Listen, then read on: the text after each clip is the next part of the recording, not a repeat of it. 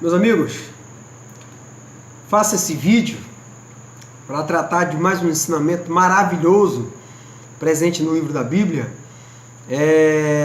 Na primeira carta aos Coríntios, capítulo 14, onde Paulo trata majestosamente sobre os dons espirituais. Eu já inicio o capítulo da seguinte maneira. Verso 1. Segue o amor e procurai com zelo os dons espirituais. Aí perguntamos quais dons espirituais seriam esses. Já na primeira carta aos Coríntios, capítulo 12, ele vai nos dizer acerca de quais dons espirituais são esses. Primeiro ele inicia no 1 Coríntios 12, verso 1, diz: ora, a respeito dos dons espirituais, não quero que meus irmãos sejam ignorantes. Depois no verso 5 ele vai dizer que vai existir uma diversidade de ministérios, mas o Senhor é o mesmo.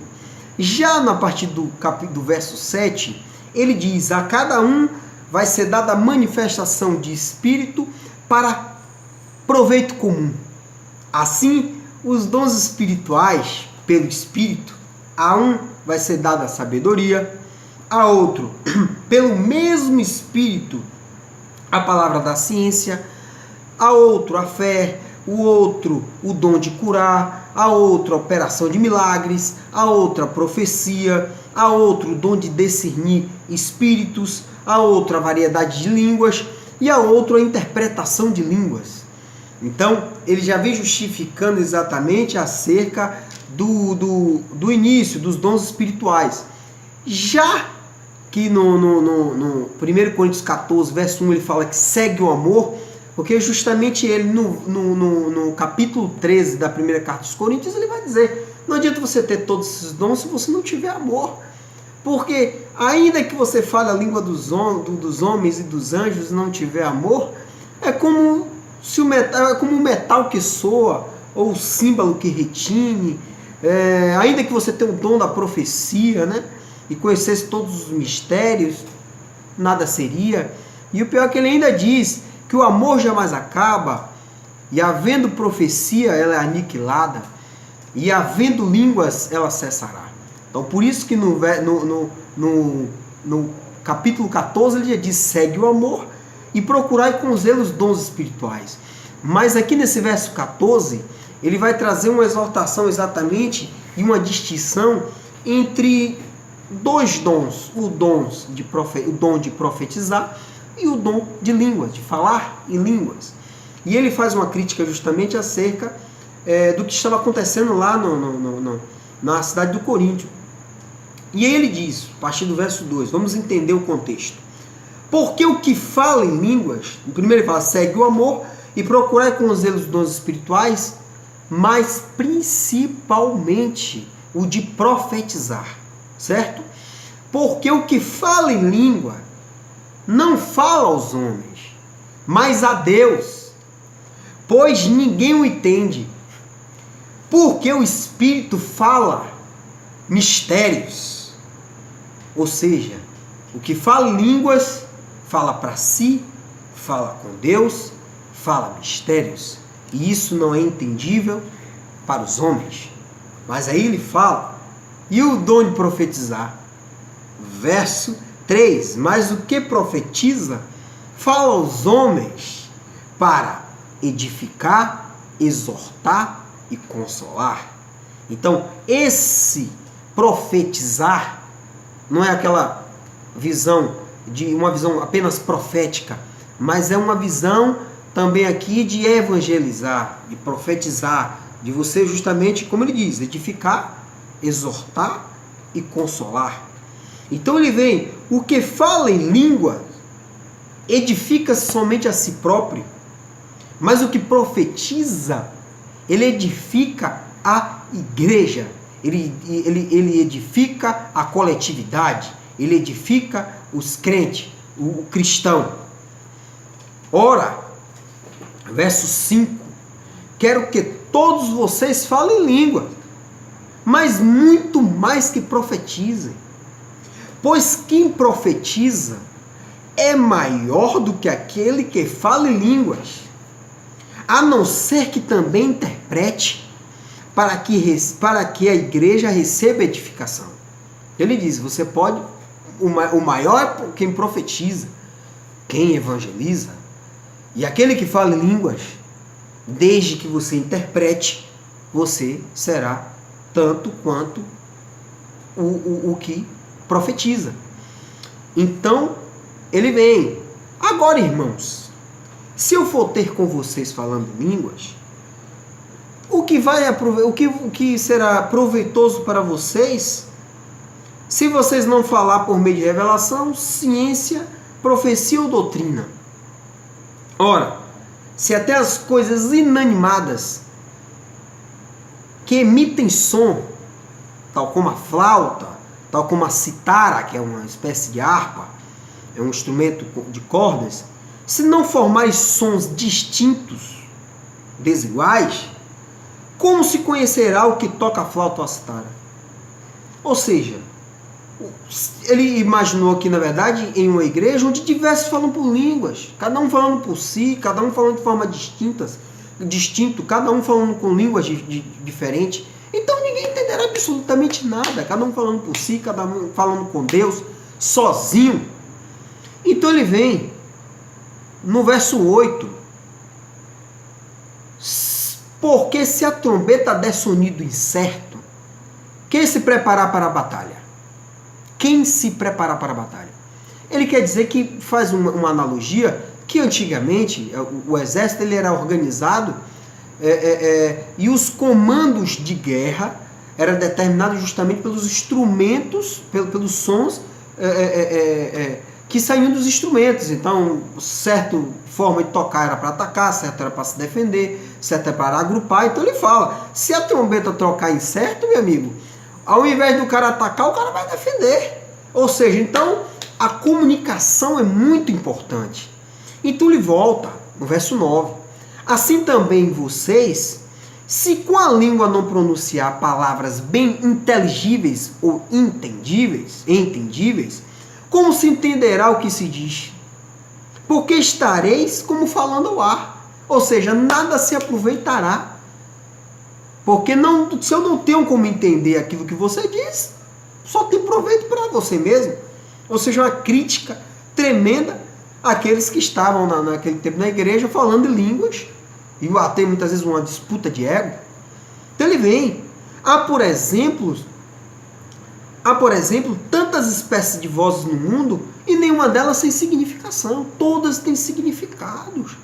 Todos têm algo a trazer, todos têm algo a dizer. Todos têm uma identidade, todos têm um ensinamento. Aí vem, se pois, verso 11, eu não souber o sentido da voz, serei estrangeiro para aquele que fala, e o que fala será estrangeiro para mim. É a mesma coisa que eu falar com um japonês ou com um russo. Ele pode estar falando língua ali, mas eu não vou entender absolutamente nada. E ele volta, verso 12. Assim também, vocês que estejam desejosos de dons espirituais, aquele já indicado lá, procurai abundar neles para edificar a igreja. Na verdade, primeira carta aos Coríntios, capítulo 14, o verso exatamente 12 é a base, é o eixo central de toda a discussão. Ele diz que você pode exercer o seu dom espiritual desde que seja para edificar a igreja, desde que seja para o bem comum. E ele vem. Por isso, verso 13, o que fala em línguas, ore para o que possa interpretar. Então ele tem que orar para aquele ato de significação, aquela fé dele não seja um ato de significação para si próprio apenas. Tem que ser para ele e para a igreja, para o irmão que esteja do lado. Entendeu? Porque, verso 14, se eu orar em línguas e o meu espírito ora, sim, mas o meu entendimento fica infrutífero, fica improdutivo. Meu entendimento não vai ser passado para ninguém. Meu espírito vai estar em total exaltação, mas o meu entendimento vai estar zerado. Por isso, então, ele fala, o que fazer então? Então ele fala, você orar com o Espírito, ore também com o entendimento. Quando você cantar com o Espírito, você também cante com o entendimento. De outra maneira, verso 16, se tu bendizer com o Espírito, como dirá o Amém sobre a tua ação de graça, aquele que ocupa o lugar de indouto, de ignorante, de não entendido, visto que não sabe o que você está dizendo? Como o seu irmão que está do seu lado, ou aqueles que estão juntamente contigo na igreja, vendo você falar em línguas, como é que o seu irmão pode dizer amém se ele não está entendendo absolutamente nada do que você está dizendo? E vem, porque realmente tu dás bem as graças, mas o outro não é edificado. O que adianta eu estar sendo edificado, eu estar sendo construído, a minha espiritualidade, eu estou fortalecendo o meu espírito, sendo que o outro que está do meu lado não está sendo edificado? Verso 18, dou graças a Deus que falo em línguas. Paulo aqui acaba. Dou graças a Deus que eu falo em línguas mais do que todos vocês aí. Todos vocês falam língua, eu falo muito mais. Até porque eu sou Paulo, né? Porque Paulo era um apóstolo de Cristo. Todavia, na igreja, eu prefiro falar 5 palavras entendíveis com o meu entendimento, para que possa também instruir os outros, do que 10.000 palavras em línguas. Paulo faz uma crítica tremenda, dizendo: eu falo mais línguas do que vocês, e eu prefiro 1000 vezes falar 5 palavras que vocês possam entender, do que 10.000 palavras não entendíveis. Não entendível. Depois vem: irmãos, não sejam meninos no entendimento, nem na malícia, nem crianças, porque vocês têm que ser adultos no entendimento. Entenda como você deve exercer esse dom espiritual. Vocês estão lidando com crianças, falando línguas, sozinho para si, demonstrando que tem a sua espiritualidade, que você tem o contato com Deus, já que você fala com Deus. Mas ele fala: você está sendo criança. Aí ele explica o porquê.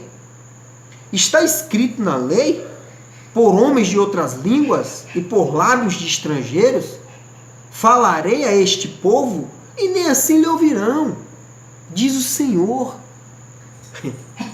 Ou seja, ele trata aqui o que está previsto no livro de Isaías. Isaías 28, verso 11, que vai dizer assim, ó: e assim com lábios trópegos e línguas estranhas, Deus falará a este povo. Ou seja, você não vai entender. Ele está dizendo que, ele até explica, logo no verso 22, que, até a indicação do próprio Isaías, no verso 22, de modo que as línguas são um sinal não para os crentes, meu amigo, mas para os incrédulos. A profecia, porém, não é um sinal para os incrédulos, mas para os crentes. Então ele indica: se você fala em línguas, você fala para si e não fala para o outro, entenda que aquele ato, aquela execução do seu dom espiritual não é para o crente, é para o incrédulo. Entendeu? O que justamente está até presente lá em Deuteronômio 28, 49, que justamente é aquele momento que Moisés indica: ó, se você não aceitar aqui as ordenanças do Senhor, os mandamentos, tudo certinho, vai vir uma praga contra vocês. Inclusive, vocês vão ser invadidos por nações que não poderão falar em línguas. Vai falar em língua e você não vai exatamente entender. E até Cristo ensinava dizendo: ó, e a vós é dado saber os mistérios do reino de Deus, mas aos que estão fora são ditos por parábolas, são ditos por línguas diferentes, parábolas, ou digo, por questões muitas vezes não entendíveis. Então Paulo dá uma sacudida aqui, ó, entenda aí o que Isaías 28 fala, o que é que Deuteronômio 28 também fala. Está listando o real significado de você falar com uma língua não entendível. E vai no 22, né? Dizendo que o falar em línguas não é um sinal para os crentes, mas para os incrédulos. Entendeu? Que as línguas são um sinal, enquanto que a profecia, pelo contrário, é um sinal, não é um sinal para os incrédulos, mas para os crentes. E depois vem e explica o porquê.